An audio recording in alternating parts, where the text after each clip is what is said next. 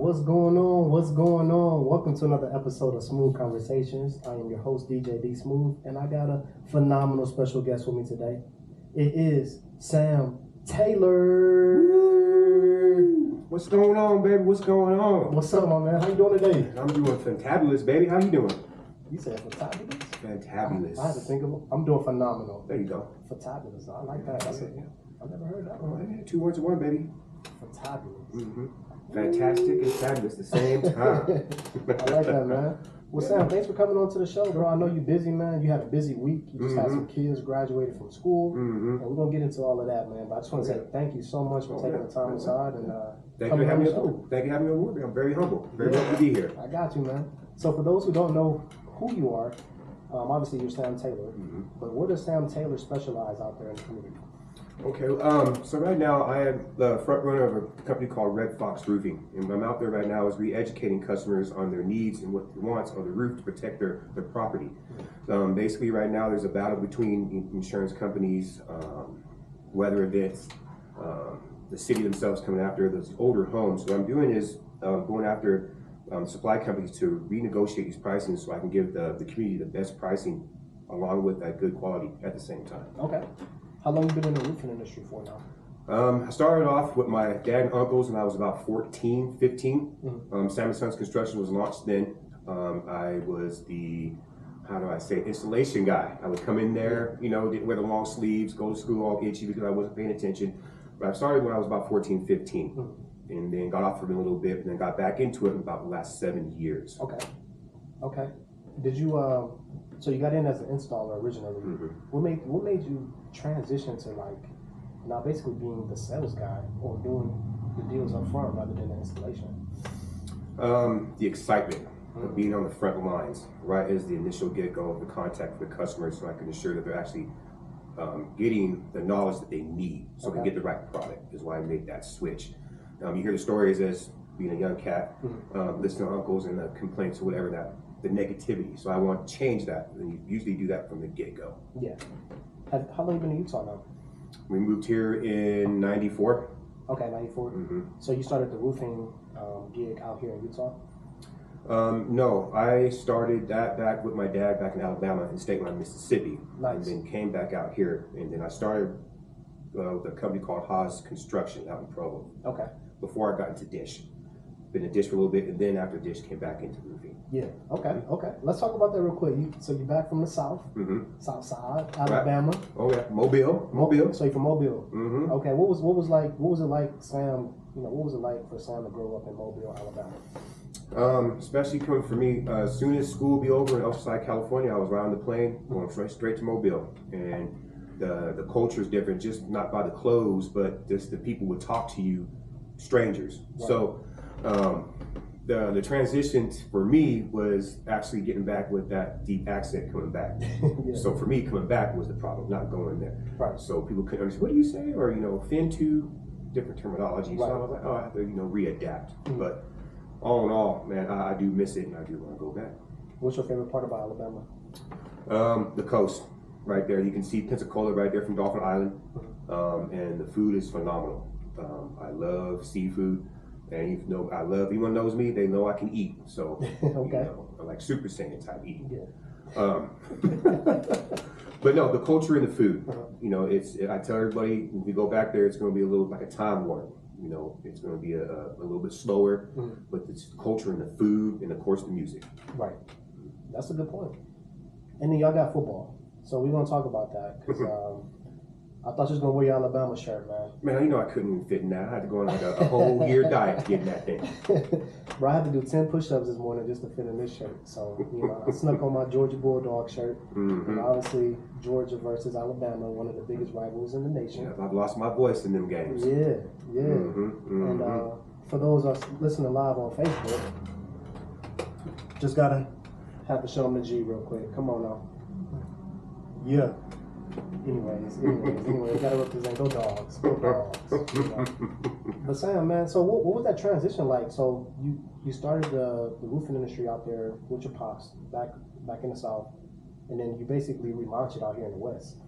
Completely different regions, first of all, completely different pace of speed and a different lifestyle, all of those things. So what was it like for you coming from down south and adjusting out here in Utah?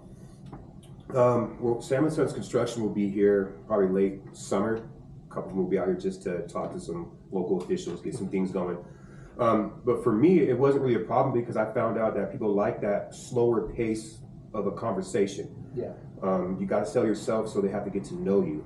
You know, they'll have that force field up. They be listening, but they're not really hearing you. Right. So I found out that slower pace of just talking to smooth them a little bit to get that conversation going actually lowered their force field, so they're hearing me.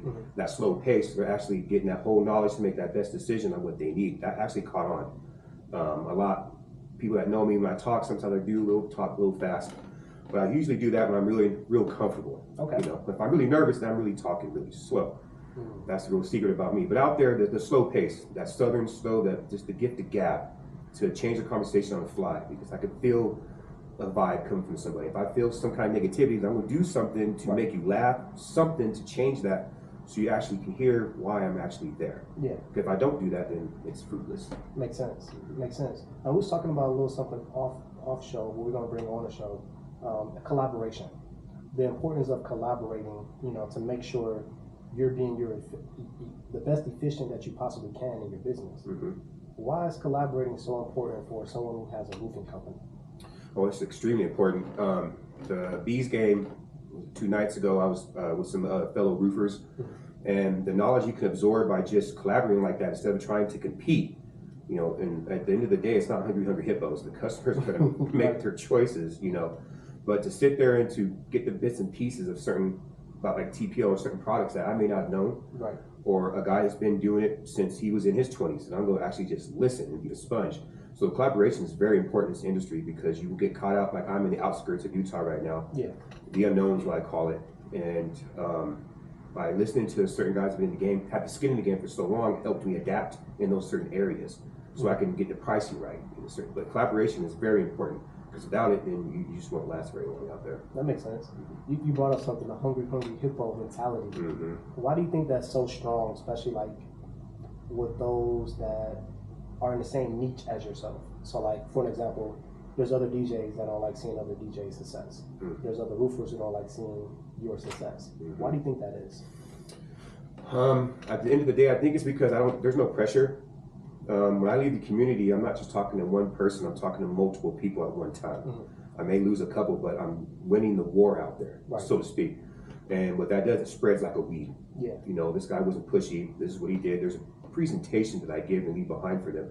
And that actually, just like a domino effect, just keeps on going. I just go back out like Pac-Man, you know, and just keep gobbling up as I go down the neighborhood. So that's, you know, like a hungry hippo. I say that because that's in the sense, you know, every manufacturer of the hippos, and they're just out there attacking the board. Right. You know, and marbles are going everywhere. You know, everyone's confused. So it's not a game, but it's more of the knowledge is not jealousy. It's more like an enviness. You know, because I'm not really trying to badmouth anybody. I just say, hey, Mr. Homeowner, I'm going to tell you what I'm going to do for you versus I wouldn't have done this. That's really good, actually. I appreciate that advice. I want to transition to Facebook. Now, I'm on social media, but when I'm on Facebook, it's Sam Taylor. You know, you might as well just change the name. You know, Mark, we got to call Sam, have a partner. Bro, you are so concentrated on Facebook, and I mean that in the best way possible, where you're tagging people for referrals or references when people are looking for trade work. Right. You're liking posts, you're hearting posts. You know, you're resharing information. You know, valuable stuff. Right. What got you engaged so much with that?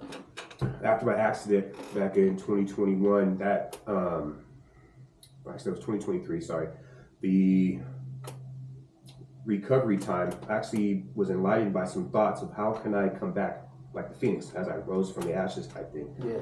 And I was thinking to myself, you know, why revenge? So I attack certain people, or you know, I'm going to do something that people didn't really do for me. Not really jealousy, but I'm going to start showing respect to other people that I know do good work, that I know need to be introduced to other people. Especially when they ask me, hey Sam, who do you refer? What do you think about this company? Yeah. There's a whole list that I have of people that I can trust. So when I see on social media, I like that positive attitude, because being from the family agency that we're from, when you see stuff like that all the time, like negativity, people don't want to hear that anymore. So Right. I decided to do something totally different off the board. I love playing chess, and so I changed the chessboard, and I just started being positive, and it's trying to blow up overnight to where people will contact me and say, oh, that's just what I needed to hear, because nowadays it's bad enough out there, brother, and you don't want to keep adding on to it. So just positivity is how it started, just positive, and that's kind of blew up from there. Do you feel like you've been getting the same in return? You putting in positivity, but do you feel like you're getting positivity in return for giving that? Oh yeah. My self gratification I have myself is all I need. You know, just to help others. You know, being a true Southerner, my grandma was that type to, if you were walking by and you smelled that Southern fried chicken, she didn't have to know you. You was getting a plate. Yeah. You know, and the Taylor grocery store, that's who we are. And so I would rather just keep that trend going, because I have my young adults now watching me in a sense, you know, which is kind of scary and exciting at the same time, but I'm keeping that trend going. Right. You know, keep helping people without anything in return. Bro, I love that. Now let's talk about what we know. So obviously we know each other through the Rainmakers organization. Shout out everybody. Rainmaker. But man, it's just so cool to be able to see your growth. I know you had an accident. I think that might have been the time where we may have met. You know, when you were recovering. You mind talking about the accident that you went through and how it changed your life? After the fall, I just had a slip from a roof. Ended up having to have surgery on my hip and the shoulder, and now I'm getting the lower bottom of my jaw teeth replaced there. But the time that I had down from there had me. That's the time I looked at myself. Yeah. You know, and said, okay, I was at the top. You know, I was that guy out there, not to toot my own horn, but, you know, what can I do something differently? Because I don't like to attract negative attention as well. Because out in the neighborhood community, people will actually start talking like that. Yeah. You know, and that's why they're asking for owners. But so me, I used that time to just rebuild myself, you know, my character. You know, what was I going to do moving forward? And that's why I decided to do what I did and do my research, re-educate myself, take the time to be the glue is what I call it. Past realtors, past people actually came out and helped me in that time period to keep that name out there going, in a sense where I really couldn't get involved. I was still redoing the action here, you know, negotiating on the battlefield, so to speak. And then that's what I just did. And then when I got healed up, and then it just blew up from there. Yeah. Like, where have you been? Right. Oh my gosh, I'm so happy you're here. Yes. You know, because the dish guy, I was out there for years being the dish guy for so long. And now they're the roofie guy. Now it's, oh, Sam, can you fix my dish too? No, that's gonna be extra, you know. But that's how I did. I used the time to just reinvent myself. That's what I did. What kind of advice would you give someone, maybe for someone who had an accident? It don't have to be as extreme as yours was, but someone who's going through an accident, they had it going for themselves prior to that accident, and now they're recovering, they're in rehab. You know, you talk about the bounce back, how, you know, you were building yourself within during that time and putting so much positivity out in the universe. What kind of advice would you give someone out there who's maybe going through rehab, going through maybe some time away from work as they're recovering from whatever accident they went through, so they can bounce back and be 10 times better than they were before they got hurt? Right. I would say to embrace the darkness. It's going to come, you're going to have some downtime. And the depression part, some people may say is hard. Yes, it made sense, but I like to change that around to like a strength exercise for myself. And that's what I meant by reinventing myself. Okay, what was happening before that's, you know, that I could have done a little bit something differently to keep my mind occupied on that versus me having the injury that I have to have focused on to heal in a sense. So I'm not tricking my body into taking longer to heal. Yeah. You get that positive energy in yourself, your body will heal a lot longer when you channel your mind and your body. So I would say embrace that downtime, that darkness, that fear, and just flip it into excitement and what's about to come. So you prepare yourself and say, hey, that door's going to open regardless. Your key may not fit right now, but you will find that right key. That door's going to open, you better be ready. So I'd say embrace that. It helps build that character, so when you are ready, you'll just keep shining. That's good. That's good. I hope everybody caught that right there. Let's talk about kids. You got some kids. Oh yeah. Young adults now. Right. You just had a graduation. You want to talk about that? That's your last one. That's it. Graduated, oh right? yes. Okay. Yeah. I'm done. That's why I was Rainmaker was like, that's your last one, Sam? Yeah. You look a little younger. Have kids like that? Oh, I had them young. You know, that's why I said the juice is loose. Now it's over. They're grown, but you're still a dad. Yeah. It's a different plateau you're as a parent now. Right. You know, the worry doesn't go away. It just continues to grow in a sense. But yeah, that was my last. She's the tailor. She's about to go out and do some internship up there in Yellowstone. Nice. So that's kind of exciting for her. And so yeah, the whole family was there. It was kind of one of those things where it was kind of a surprise. She was all looking around. We didn't tell her where we were going to be. You know how I am. I like to joke around a little bit. Yeah. And then when she seen it, it's just the smile on her face. And then, my brother was there. Uncle Robert was there, and her big teddy bear. So yeah, it was a real good. You know, my dad was there. He had to get him on Zoom because he had to leave early for some personal business. But we were all there, and it was like the last tailor from that line is stepping over. Yes. What that feel like, though? What was that moment like? Like knowing this is my last one graduating. Oh man, it was a teary moment. It was one of those dad moments where it's like surreal enough to where you're actually coming back down from the moon, so to speak. And you're like, oh wow, I'm actually a dad. Like, you know, you're preparing these young adults into the world that's unknown. You know, it's exciting and scary at the same time, and that's the excitement. And so the watching her cross that over, you know, I was flashing back to when I was walking across BYU, graduating from Provo High. You know, I was talking to Robert, he graduated from Ogden High, just to see that. It was like, man, how old are we, man? You know what I'm saying? But yeah, it was a good moment to see that, to like the part of you is continuing that moment, that legacy is what I was saying of the Taylor name. That's right. That legacy, exactly. You've been continuing legacy. I mean, even with everything, the adversity that you face, you still have to be strong. You know, even your children have to look up to a male figure for example.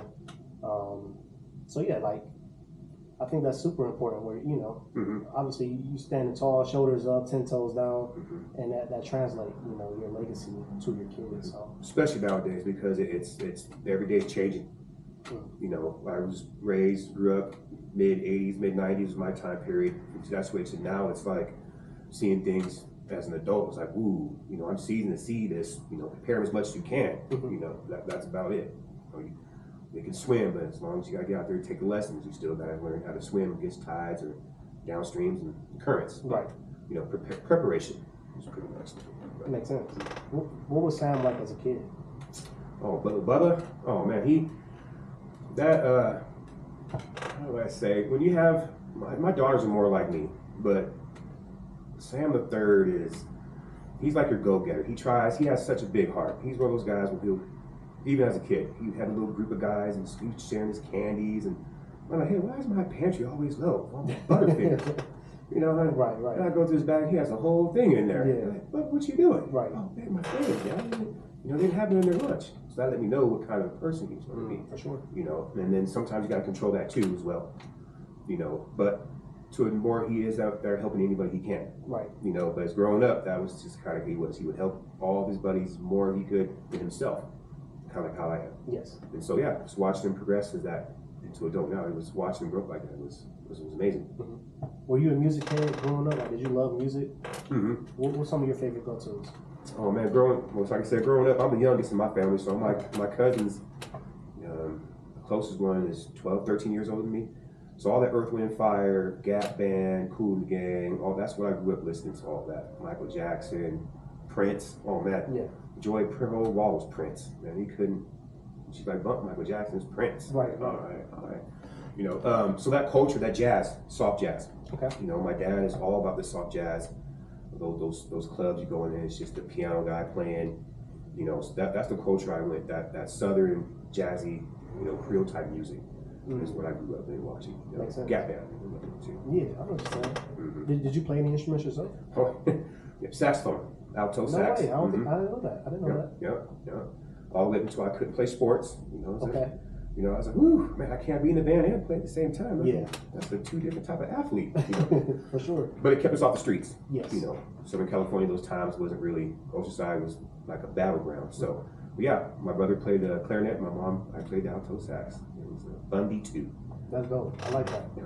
You play baseball too, right? Oh yeah. Okay, was that your only sport that you played, or what other Oh sport? man, we played basketball and football too, but mainly baseball. That's what my mom played when she was growing up. But yeah, it was more just to keep us off the streets again, but in shape. You know, basketball for me was cool. I was like, oh man, dunking on people at 13. And football was just more of like, you can't touch me, I'm out. You know? But mainly baseball. You know, but yeah, we played all three sports. Okay. I played hockey when I got here. Oh, you play hockey here? Oh, yeah, okay, yeah, okay. yeah. No, I can't hit the puck. I'm just out there just to. You trying to hit people? Yes. Yeah, like a strong safety out there on the loose. You gotta watch out for you. Yep. What's that movie, Tooth Fairy? Oh, The Rock. Oh man, right? Oh yeah. Yeah, he's out there just tackling folks. Man. Yeah. Starting fights. Just starting fights. That's just his job. That's it. Yeah, collecting teeth. Yeah, literally, literally. Yeah. That's funny. Bro, what made you put the sacks down and pick up the baseball? Traveling. I was on those comp teams, going to Texas, Florida, Northern California, so couldn't play anymore. Yeah. So we did private lessons after that. Okay. Because I think baseball was year round after that. So yeah, sports pretty much took over. Right.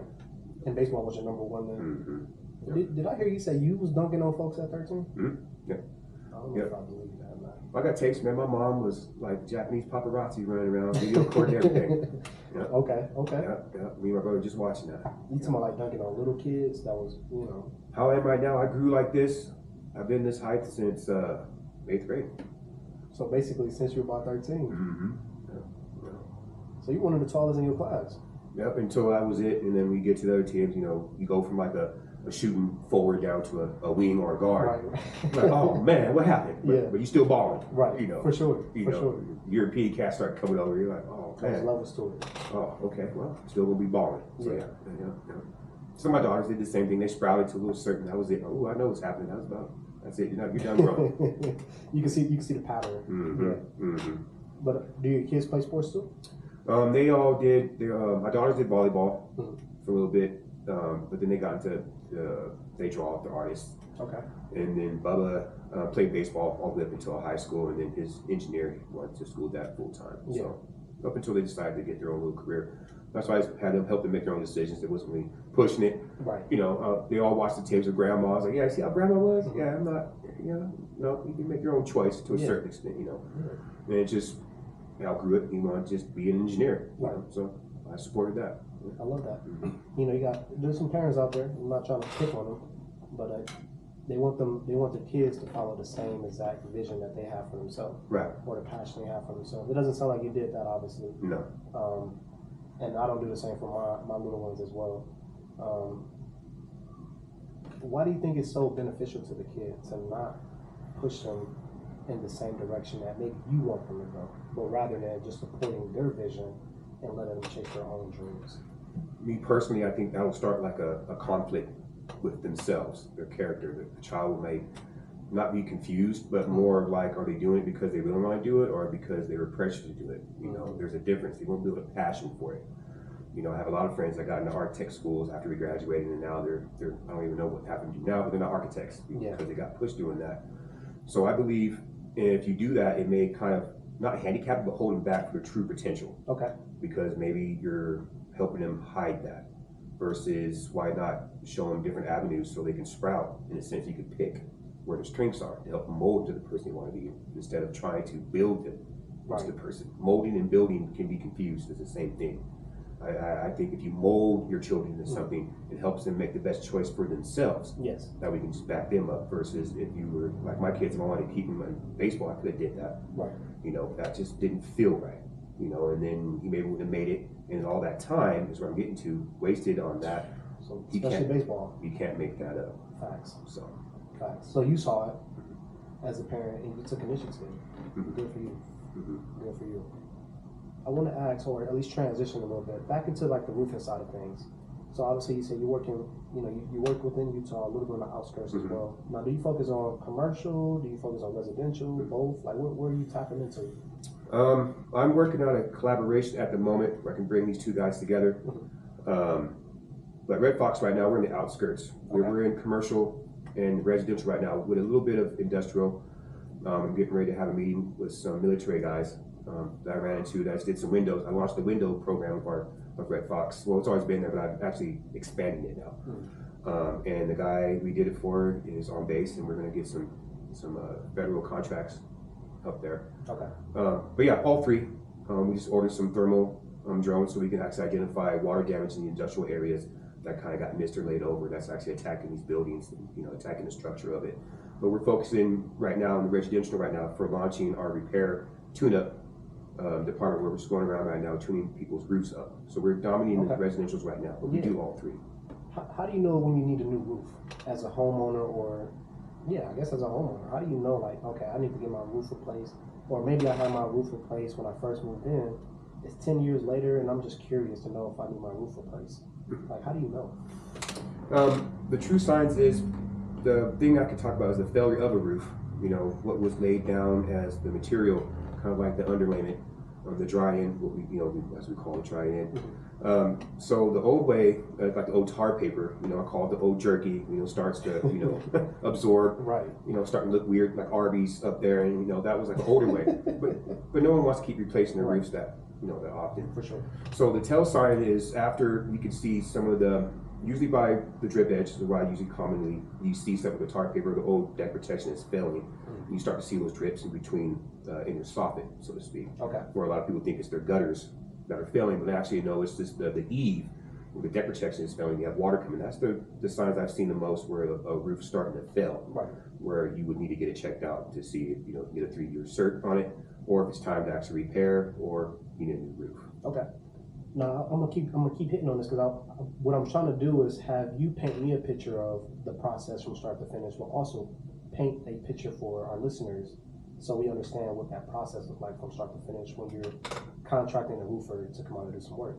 So obviously we identified the issue. There's some leakage going on. The roof just looks like Arby's. Your words, not mine. But okay, so we call Sam, Red Fox Roofing. Hey, what's up, brother? We need you to come out here, just take a look at our roof. Okay, what does that process look like from there? Like, are you same day? It just depends on your schedule. Talk to me a little bit about that. Yeah, I get asked. I just came back from Utah County. When I get asked personally to come out, usually I can get there on the spot. Depends on where I'm at. Yeah. If I'm in some meetings or whatever, but usually it's within that week. In the initial steps, homeowners, I get there. First, I introduce myself from the get-go. But I teach my guys to do recon. Okay. I'm pulling down the neighborhood past the house. I'm turning around and identifying anything on the roof, the house, anything that I can use to start a conversation. So whether it be a loose baseball, if it's out there, then that's perfect for me. If I see an old car, whatever it is. So I get there, I introduce myself, hey, I'm Sam Taylor. They already know what I'm there for. So I'm from Red Fox Roofing. We're talking about, like, if it's a specific leak, we ask about, can you please show me where the leak's going at? I noticed you have a baseball out there, just to get them talking while we're walking through his house. For sure. Silence is a killer for me. It is weird, yes. So he's talking while he's identifying, then I get into the attic where I'm taking pictures, I'm identifying where the leak is actually coming from. Then I'm also looking at the structure of the roof from the inside out, from the get-go when I'm up there for about 15, 20 minutes. Okay. Then I tell you what I identified. I'll show you those pictures from the get-go if you're still engaged. Some guys don't want to get engaged, but usually for me, they're always engaged because we're talking. I spark something, like a model car or whatever. So like you said, you pointed something out to eliminate the silence. Exactly. Great. I call that the glue. Yes. So he's attached to me and we're talking. We're engaging the whole time. That way, when the leak's coming from, wherever I need to show him as I'm going, okay, now I'm going to go back on top of your roof so I can see the condition of your roof now. It's going to take about 15, 20 minutes. Now, I'm up there, I'm doing a lot of things. Yeah. I already know I go through the price on the roof, I already have all the information. Now I'm looking at the integrity of the roof and how the roof actually looks. If I can see anything that's catching to my eyes. And I teach my guys to rest your eyes, because a lot of guys can miss things. Like yesterday I was at a house where an inspector missed something because he didn't let his eyes rest. So once your eyes rest, you can identify things kind of like a used car. Yeah. You buy, you don't notice anything because you're excited. A week later, you see some things. So it's kind of like that. That's a fact. Then I take a whole recon of the roof, pretty much from the gutters, anything that I can see that looks out of place. I'm taking pictures of that first. Then I'm writing down anything I need for my, for my file as well. And then from there, I get back down and I show you exactly what I found up there. If I see lines not straight, nails popping up, I call them flappers. Hey, it looks like Homer, you did a repair up there. Oh, that wasn't me. Oh, can you elaborate on who did the repair? What year was that? So I can get them engaged about what was going on with the roof. Yes, but also helps you know what happened in the past. Exactly. Right. I'm doing this as I'm getting engaged in the conversation, so I'm actually asking it, so I'm not sparking something weird that may offend the customer or the homeowner. Perfect sense. So makes perfect sense. As the conversation keeps going, I have everything that I need to know. That way, if I'm closing, I know exactly how to say it and when to say it. Yes. And then usually at the end of the day, it's educating, and I just give them a lot of knowledge on the 3 products that we offer, and then they make their choice from there. I love that. That's a pretty smooth process to me. It's like your name, right? Hey, SMOOVE. Well, I got a question, man. So, all right, I went with, let's say I just went with your, if we're ranking them tier 1 through tier 3, I went with tier 3 because I'm like, man, I like Sam. He's a great guy. He understands me. He's been listening to me. He understands everything that needs to happen, and I trust him. So let's go with tier 3. All right, can you guys start basically in 2 weeks, just so I can get ready, get my home ready? All right, we got you on this date. It's locked. It's what Sam replies. Okay, so now we get to that date. We start demo. We start, doing all the construction work. What does that process timeline look like, usually from start to finish, when you're actually demoing and supplying new materials and installation? Right, that's good question there. So, depending on the size of the house, I don't like any rushing. So for me, 2 days minimum. The house we got done with last week was a little bit bigger. That one took about 5 days. Okay. That one was about 70 something squares. But I had my guys tear off first. The thing is, we go there, we tarp everything, we protect all the trees, because you'd be surprised. You got a lot of people want those little shrubs, so we protect all those, and then we tear off from the get-go. We tear everything off because I want my foreman to sit there and inspect what's underneath. Do we need any consists or anything? How did the wood look? Flashing. We would do a good inspection. Then we dry in from there. Okay. We don't do other techniques because I want everything to settle first. And then usually when that happens and the delivery comes, late afternoon, and then my guys will start shingling from the get-go and just start going from there. Okay. That's why I say 2 days minimum from start to finish, depending on the size of your house. That makes sense. So it all depends on the size of the home, which I think we kind of anticipate that. But usually it could be, depending on the size of the home, about 2 days. If it's a bigger home, larger home, maybe 5 days at most. That's great. Just a week. Right. Yeah. I like everything smooth. The city likes that. I'm friends with a lot of inspectors. It's like I said, you have to build that relationship out there because you're all part of that same team that needs to make that engine go. If it doesn't work, one thing goes down. Well, guess what? You're just sitting there. That's the whole operation right there. Man, that's good. That's good. Right. That's good. Okay. You hit on something there that I want to kind of touch on, and that was earlier. I asked you how you went from the installation side to basically wanting to be in the front. You're in the front end now rather than the back. And you said a lot of that was due to the excitement. So I would say, like, for those that maybe are installers, because there's installers everywhere to get the job done, no matter what trade it is. Right. That want to learn how to maybe get more in the sales or get more in front of. Maybe they're more of a people's person than we think. But initially they just got they getting down and dirty while doing installation. Right. Do you have any advice for those that maybe want to make that transition? Like any type of leap of faith they should take, or any words of encouragement that they should lean on? I can't see if I can say the name of the company, but I have a guy that I actually help. A lot of companies will call and ask for advice out there, and there are installers. Okay. There is one right now who's in Utah County that I'm actually helping with. Because like I said, I can help as many people as I can. Right. So he asked that same question, and for me, what I did, since you're already out there, the people already know you. They see you, they know who you are, they see your trucks, they know the brand, they know that. So what I did is amplify that a little bit to where you could take the reins of your own company and then learn how to run a roofing company because you already know you already know half of it pretty much. Right. So I give them advice on how to expose themselves, I say. Instead of advertise, I say expose yourself. And get out there as much time as possible so that people start asking questions. Oh, so you sell too? And it'll start catching on. Yeah. Because nowadays, like I said, people are like, it's all inclusive. People like all inclusive. They want to deal with just one person. So I just give the advice of when you sell yourself, they say, oh, well, you can sell and you install, and it gets them that much quicker out there. Yes. Because their timetable is a lot quicker than someone like myself. Right. And they can get to those areas where I'm not at right now. So I might help them out. So that's the advice I give them. The brand yourself, the exposure to where you get to know that you're the face as the owner versus the installer. And you can say, yes, I actually am the owner and the installer. Yes. People seem to like that. I'm the owner that happens to also be an installer. Exactly. Man, that's phenomenal. That's really good.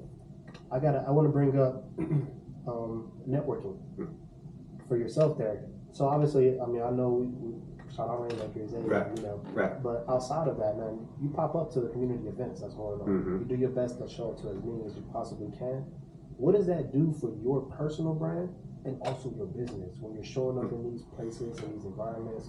You're shaking new hands. Right. You're seeing familiar faces that you may be seeing at another event. Mm-hmm. Like, what does that do for your brand and your business?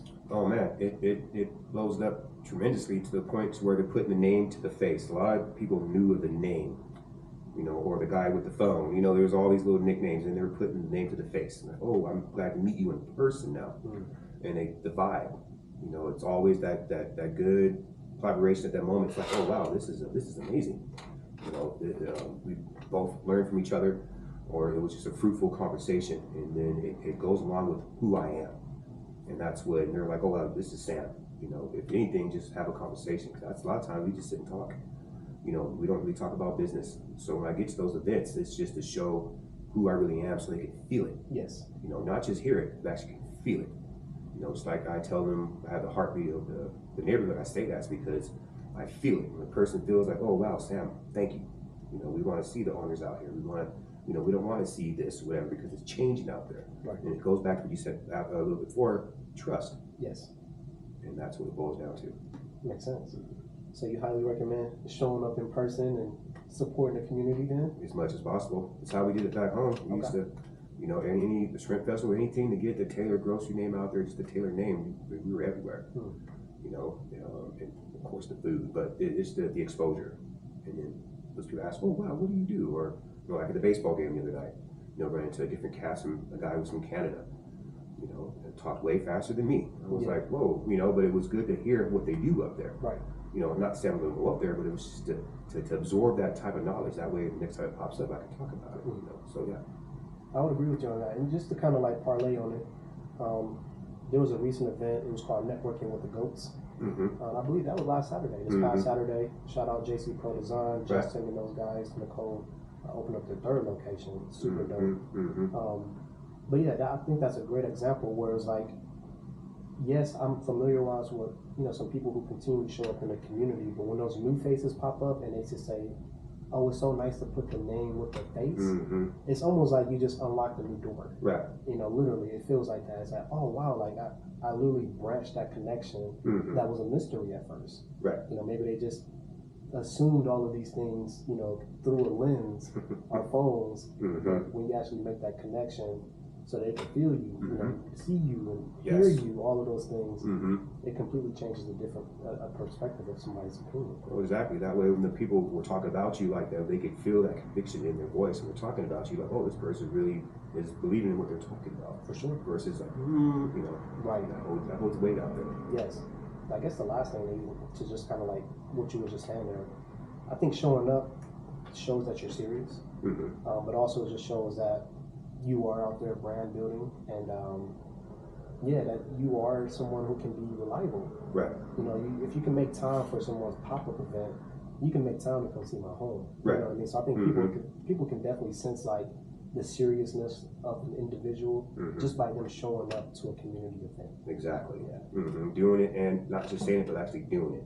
I mean, a lot of guys can sit back. I kind of compare it to like the commentators on TV that want to, you know, badmouth the sports. I'm like, this guy never even played the sport before. It's easy to sit back and just talk about it, but actually, do you play the game? You know, and so I believe in that really showing up, regardless of the situation, as much as possible. That way, that people can really believe in what you're doing out there. You know, versus just, well, I heard about it.